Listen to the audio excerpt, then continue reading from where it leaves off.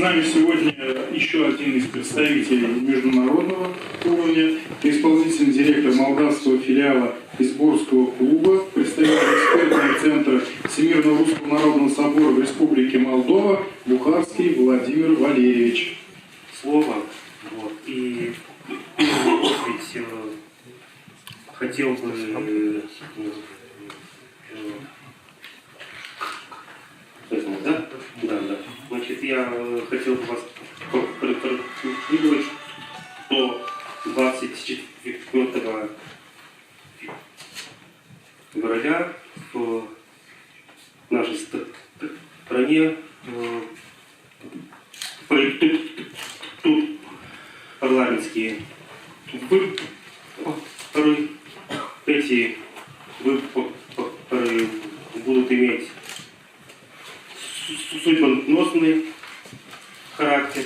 От них будет зависеть геополитическая ориентация.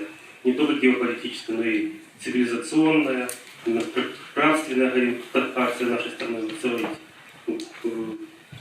годы, а может быть даже десятилетия. Вот, я бы хотел сообщить вам, что православная общественность Молдовы серьезно готовится к этим выборам. Есть единственная сила, которая защищает православие, которая защищает единство с Россией. Это партия социалистов Молдовы, чтобы не быть голословным, я просто покажу маленький пример. Значит, во всей нашей агитационной продукции идет православный календарь.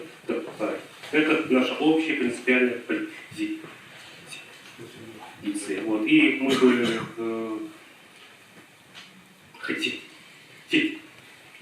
быть уверенными, что православный мир сохранит свое единство, а молдавский народ навсегда